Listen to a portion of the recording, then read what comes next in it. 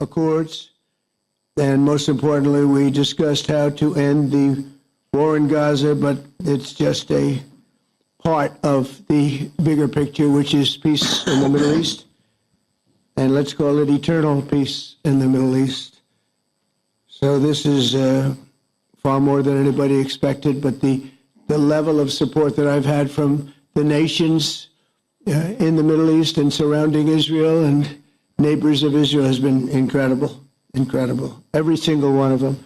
This afternoon, after extensive consultation with our friends and partners throughout the region, I'm formally releasing our principles for peace, which people have really liked, I must say. And these are done not just routinely done, these are done with total consideration and working with the nations that we're talking about. All of these nations have made contributions to those suggestions. I want to thank the leaders of many Arab and Muslim nations for their tremendous support in developing the proposal, along with many of our allies in Europe. Europe has been very much involved, and as I was called by many of the European leaders, most of them saying, is this true? Are you really doing peace in the Middle East? This is the most incredible thing we've heard. Some think it's the biggest thing they've ever heard. They called just to find out, was it just a rumor or is it actually done? And then they said, have you spoken to the Arab leaders? Have you spoken to all of the other leaders that we have to get? A lot of people involved in this one. I also want to thank Prime Minister Netanyahu for agreeing to the plan and for trusting that if we work together, we can bring an end to the death and destruction that we've seen for so many years, decades, even centuries, and begin a new chapter of security, peace, and prosperity for the entire region. And I want to just say that my meetings and dialogue that we had with so many countries, Saudi Arabia as an example, the king is a phenomenal person. The Emir of Qatar, he's incredible people. UAE, and that's MBZ and ABZ. We're totally involved. These are the people that we've been dealing with and have been actually very much involved in this negotiation, giving us ideas, things they can live with, things they can't live with. Pretty complex. The Prime Minister and the Field Marshal of Pakistan, they were with us right from the beginning. Incredible. In fact, they just put out a statement that they fully believe in this pact. It just came out just as I was walking on. They said, sir, you have a big notice from the Prime Minister of Pakistan and from the Field Marshal that they back this 100%. President El-Sisi of Egypt, who's terrific. And these are people I've gotten to know over the years. I mean, I would say it started around 2015 and then went into 2016 when the presidency officially began.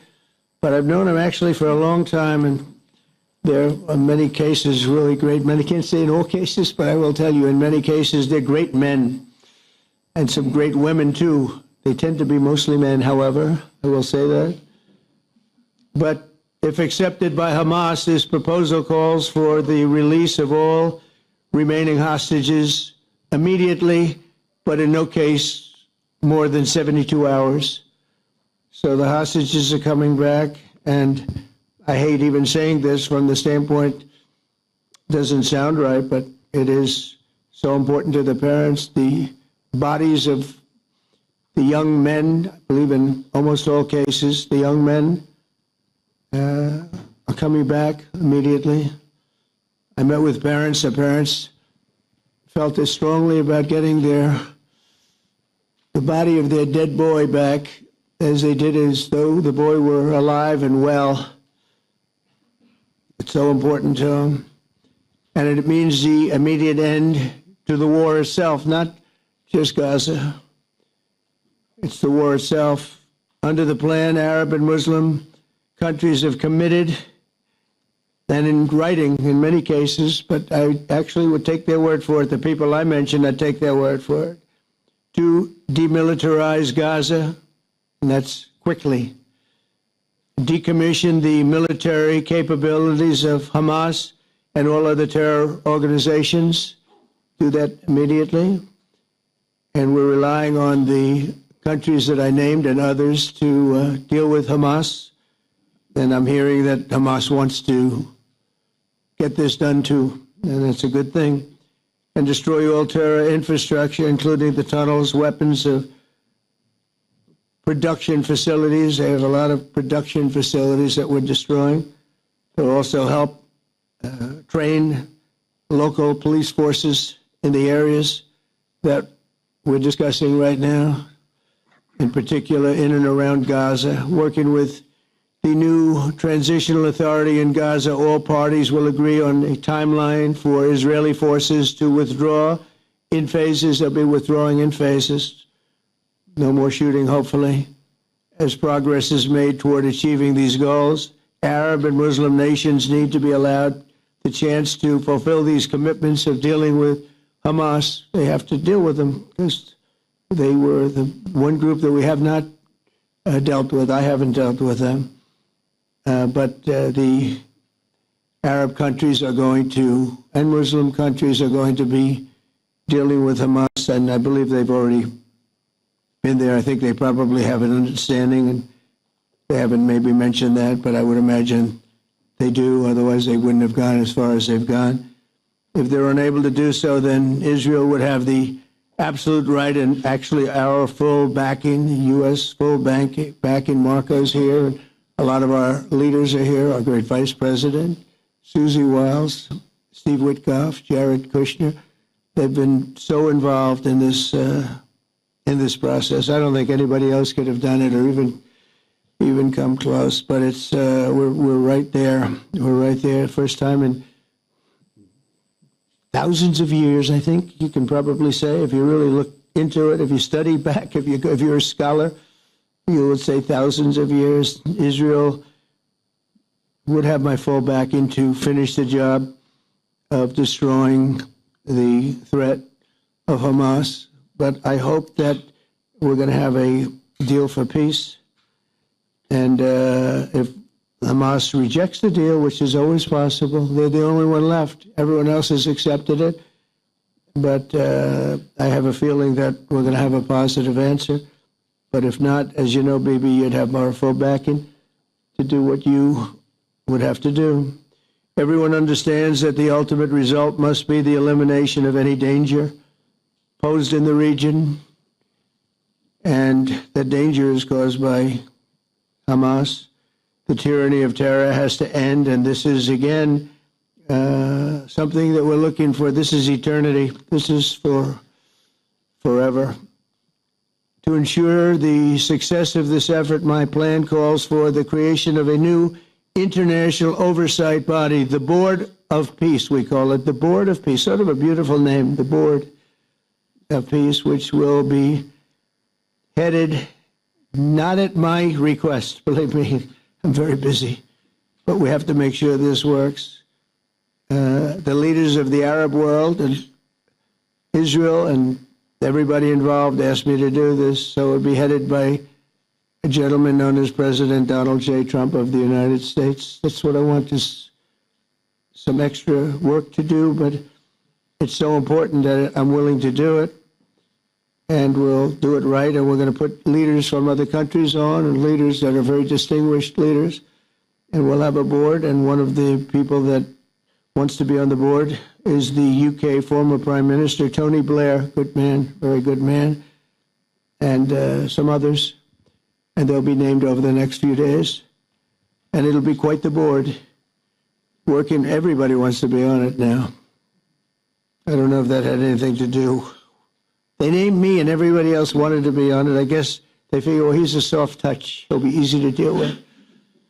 Working with the World Bank and others, it will be responsible for recruiting and training a new government that will be made up of Palestinians along with highly qualified experts from all around the world. Hamas and other terrorist factions will play no role in the board, but they'll play no role in the governance of Gaza at all, directly or indirectly. As you know, thousands of Hamas leaders have been killed and soldiers have been killed. And we can never forget October 7th, but thousands have paid the price for that.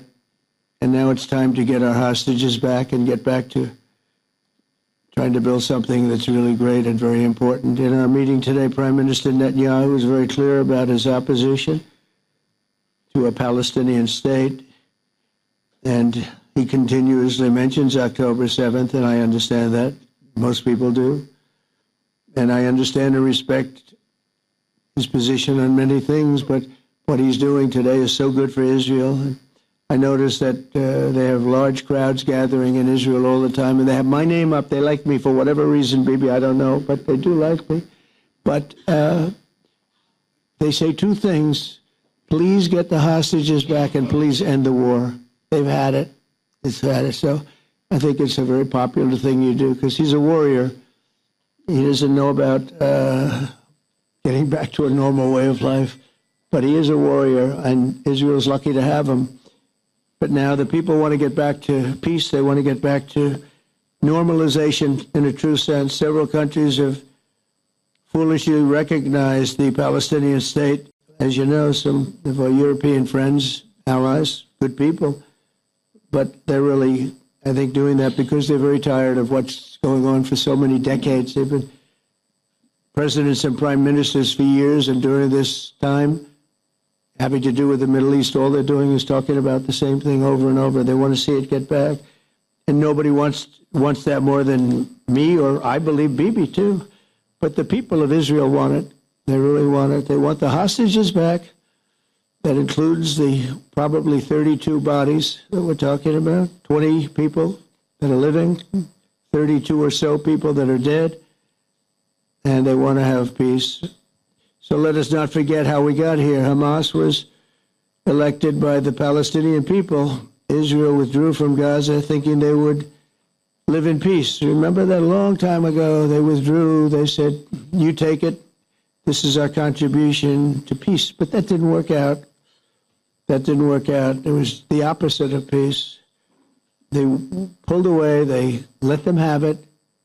And I never forgot that, because I said, it doesn't sound like a good deal to me.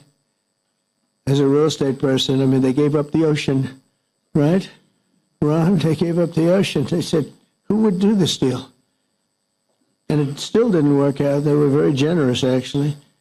And they gave up the most magnificent piece of land in many ways in the Middle East. And they said, all we want to do now is have peace. And that request was not honored. Instead of building a better life for the Palestinians, Hamas diverted resources to build over 400 miles of tunnels and terror infrastructure, rocket production facilities, and hid their military command posts and launch sites in hospitals, schools, and mosques. So if you went after them, you'd be after them, and you wouldn't even realize you ended up knocking out a hospital or school or a mosque. A terrible thing, terrible way to have to fight. No fight is good, but that's a real bad one. So there are many Palestinians who wish to live in peace. Many. I've seen so many of them. And they have support. And I challenge the Palestinians to take responsibility for their destiny, because that's what we're giving them. We're giving them responsibility for their destiny, fully condemn and prohibit terrorism and earn their way to a brighter future. They don't want the life that they've had. They've had a rough life with Hamas.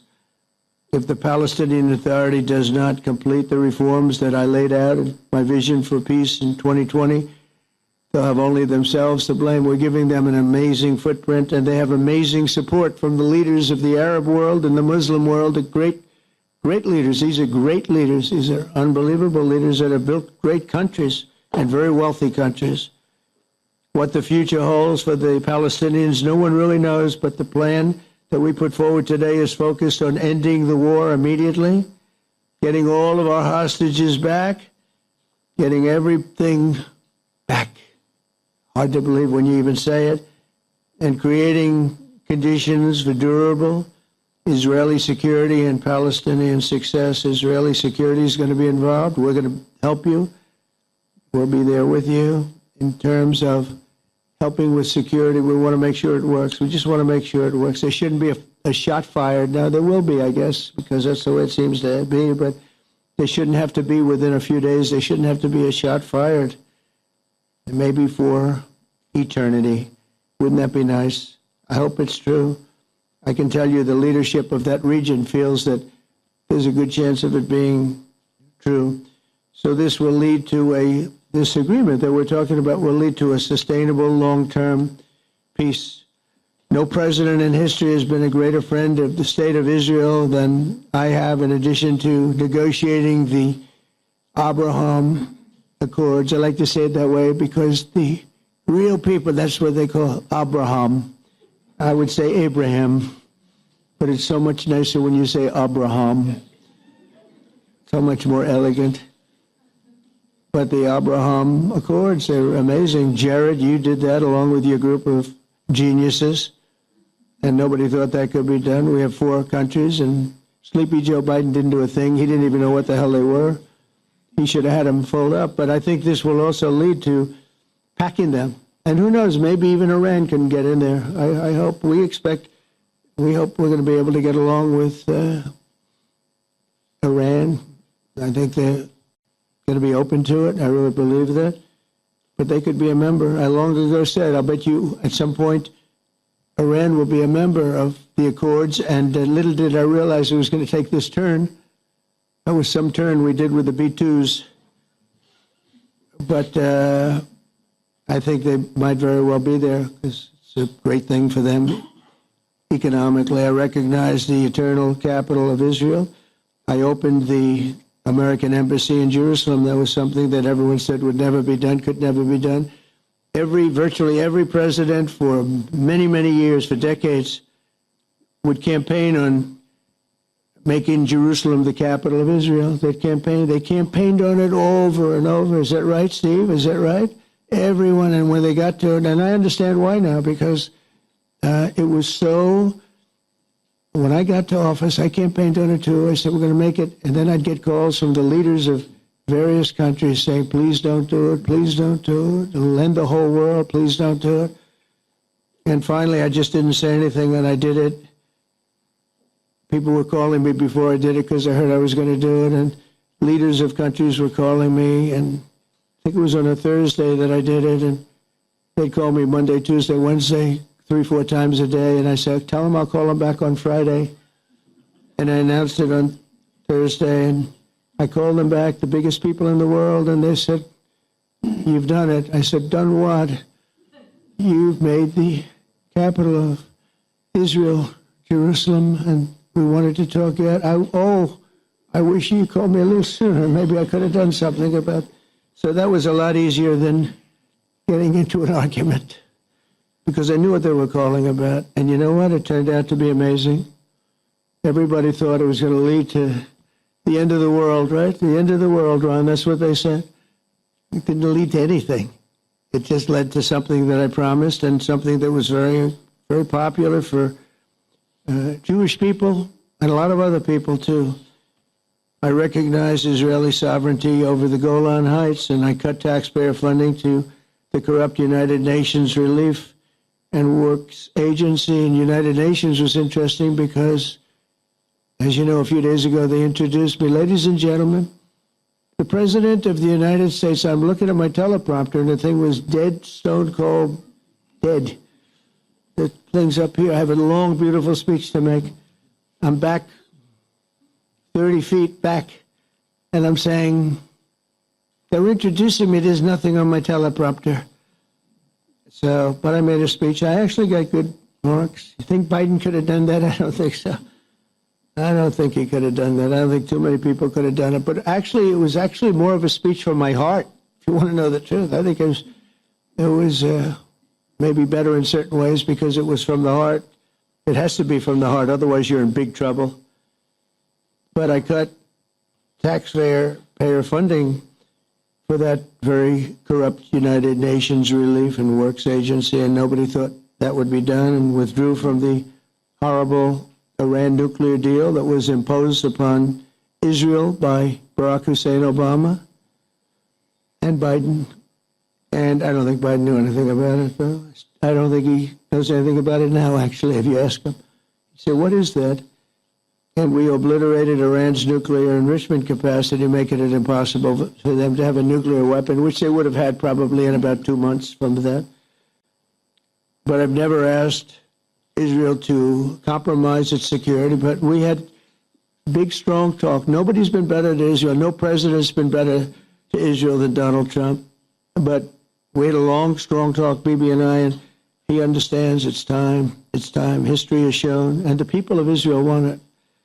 And the people of the Middle East want it. The people of enemies of Israel want it, but they don't have really too many enemies right now. And you know what? Many countries have gained great respect for Israel, for the way they fight, for the job they do, including me. I had respect anyway, but they gained respect.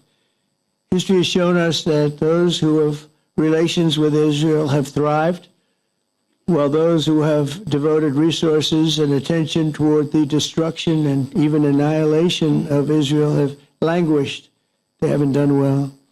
Israel is not going anywhere. They're going to coexist with other people and countries in the region, from Syria to Lebanon to Saudi Arabia. The promise of a new Middle East is so clearly within our reach. This is the closest we've ever come to real peace, not fake peace, not political fool's peace. If we can get this difficult problem solved, the opportunities for all within that vast region of this world, it's a vast region, it's unlimited.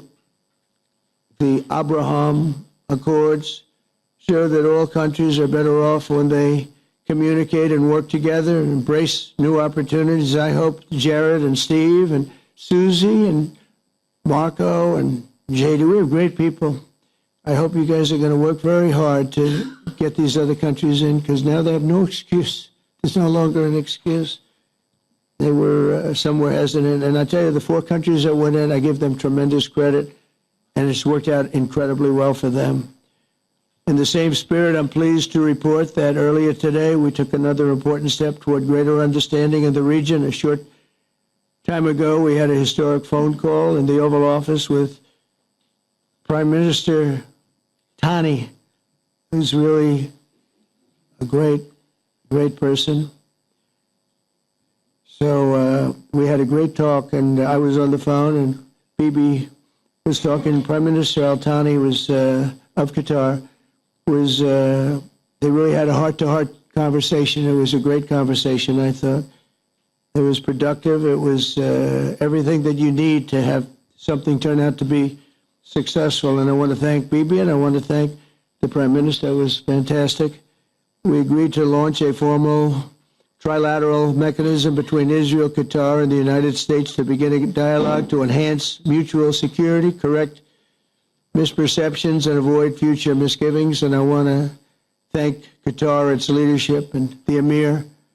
He's a fantastic person. I think, I'm going to be his public relations man, because I know him differently than a lot of people know him. But he wants peace. He wants to see peace. And his people, and they really acknowledge the critical role that they've played as mediator.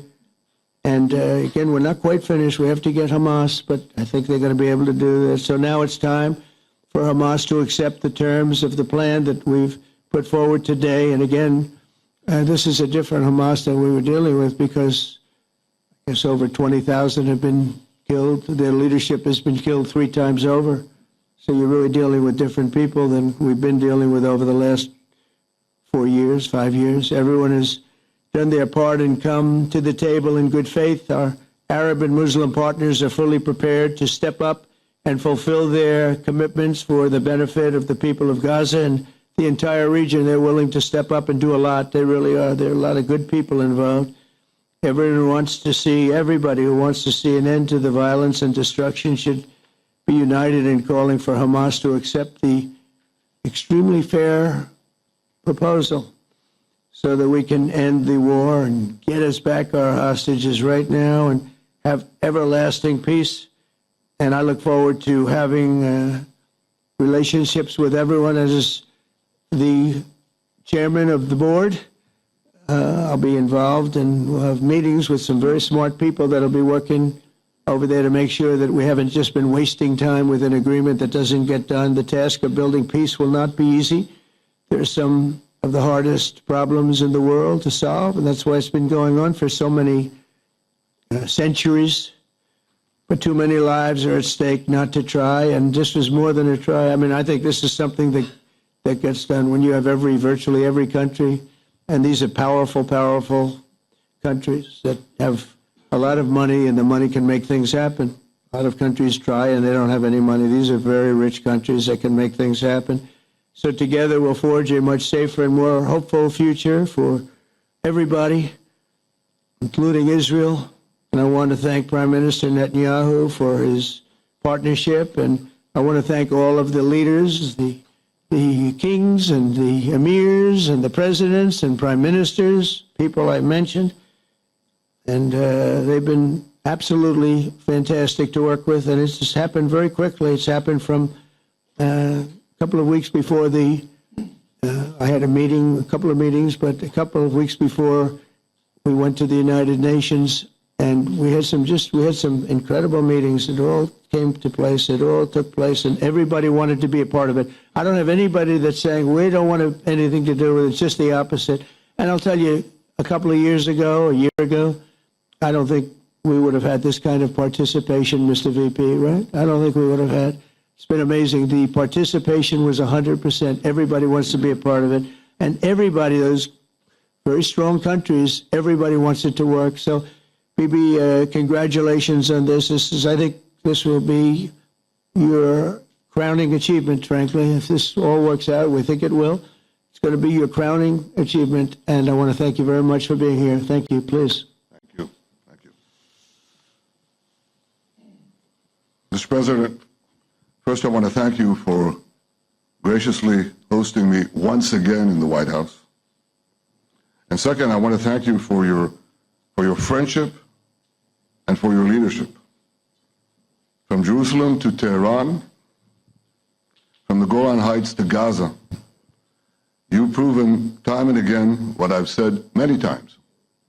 You are the greatest friend that Israel has ever had in the White House. And Mr. President, you and I both know it's not even close. While you focus at home on making America great again, your leadership abroad is changing the world for the better, ending wars and advancing peace.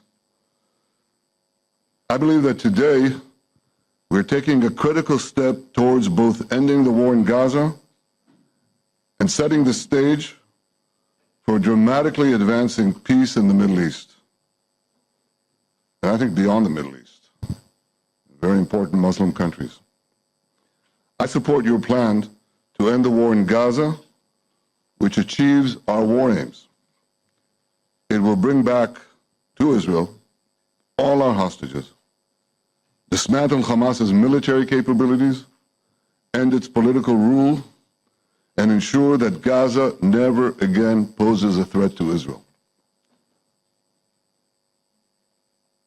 We would not have achieved this turning point without the courage and sacrifice of our incredibly brave soldiers. They fight like lions to defend the people of Israel, and they serve on the front line in the war between civilization and barbarism. Mr. President, when our two countries stand shoulder to shoulder, we achieve the impossible. Just a few months ago, in Operation Rising Lion and Operation Midnight Hammer, we struck a decisive blow against Iran's nuclear and ballistic missile program. Your bold decision to send those B-2s made the region safer and the world safer. Now, under your leadership, we're taking the next step to win the war and expand the peace. Your plan is consistent with the 5 principles my government set for the end of the war and the day after Hamas. Everybody asks, what is your plan for the day after Hamas? Here's our plan. Passed it in the cabinet. all our hostages, both those who are alive and those who died, all of them will return home immediately. Hamas will be disarmed. Gaza will be demilitarized. Israel will retain security responsibility, including a security perimeter for the foreseeable future. And lastly, Gaza will have a peaceful civilian administration that is run neither by Hamas nor by the Palestinian Authority. If Hamas agrees to your plan, Mr. President, the first step will be a modest withdrawal, followed by the release of all our hostages within 72 hours. The next step will be the establishment of an international body charged with fully disarming Hamas and demilitarizing Gaza. I appreciate your willingness to lead the body, Mr. President. I really appreciate it because you have a lot of things to do, and this is important.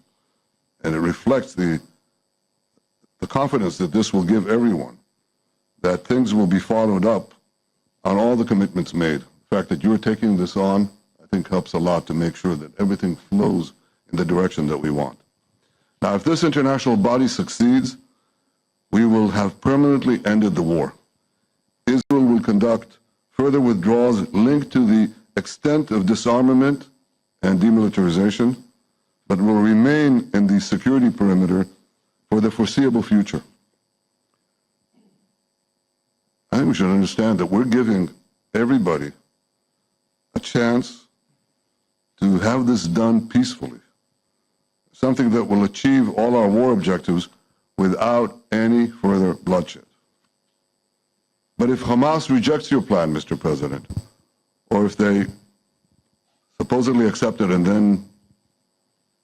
then basically do everything to counter it, then Israel will finish the job by itself. This can be done the easy way, or it can be done the hard way, but it will be done.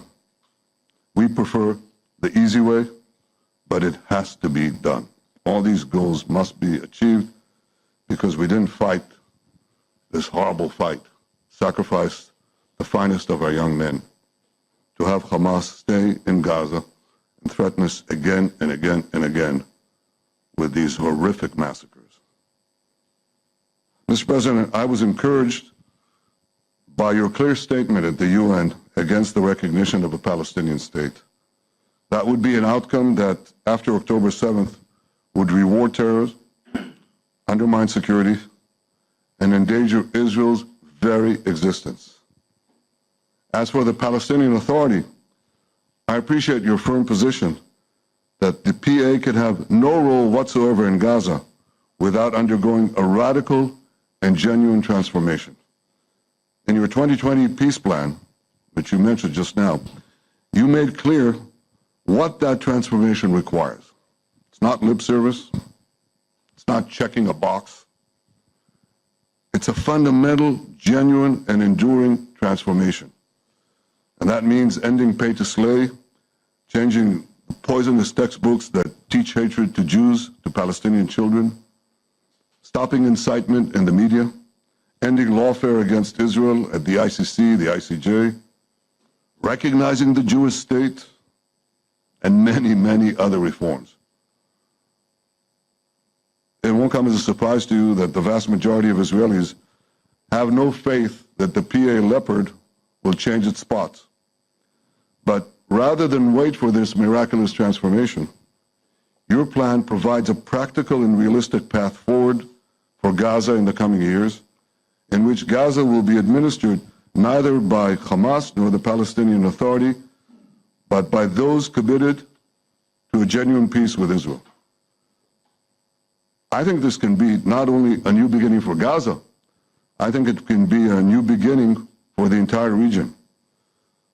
Under your leadership, we can re-energize, I've got to contribute my own, we can re-energize the Abraham Accords. That's what it's called in the original Hebrew, Abraham. Abraham is fine, Abraham, however you want to call it. Under your leadership, Mr. President, we can re-energize the Abraham Accords that we forged 5 years ago. We can expand them to many more Arab and Muslim nations that choose moderation over extremism, I think there's an opportunity here.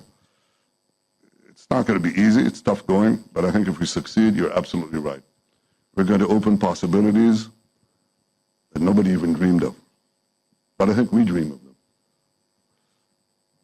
As you've told me, Mr. President, and you've told the world many, many times, you said, remember October 7th. Remember October 7th. And we do. We will never forget the horrors of October 7th, and we will do whatever is necessary to make sure they don't happen again. Since October 7th, Israel's enemies have learned a hard truth. Those who attack us pay a heavy price, but those who partner with us advance progress and security for their peoples. President Trump just said it, it's also in the Bible. It says, those who will bless you will be blessed, and those who will curse you will be cursed. And that's actually what is happening. We want the blessings. I think we've done a lot in the past 2 years to end the curse. We're not finished, but we've done a lot. And we've done a lot together to end the curse. I want to thank your entire team for their efforts to get to this point. I especially want to thank Steve Witkoff and Jared Kushner for their indefatigable work to bring Israel and Arab states in the region closer together. I'm deeply grateful to both of them for their work. We had a phone call today just to make it clear. I said to the Prime Minister of Qatar, Israel was targeting terrorists, wasn't targeting Qatar. And of course, we regretted the loss of the Qatari citizen, wasn't our target. And I very much appreciate President Trump's proposal to have a trilateral body, the United States, Israel, and Qatar, to work out respective grievances. There are quite a few. But if we can try to mitigate them or put it on a different footing, I think that'll be good for everyone. Above all the people, fine team, many helpers who've done this, I want to thank you, Mr. President. History has already shown that under your leadership, Israel and America can change the face of the Middle East. And today I'm hopeful that your plan to end the war in Gaza will do so again and do so soon. It will free our hostages, end Hamas's tyranny in Gaza, and enable a more secure and prosperous future for the peoples of our region. Thank you, Mr. President. May God bless America. May God bless Israel. May God bless the indispensable alliance between our countries. And may I add in Hebrew, B'mal Chatima Tova, may we all be inscribed in the book of life. Thank you. Thank you very much, baby. So I think while we wait for these documents to be signed.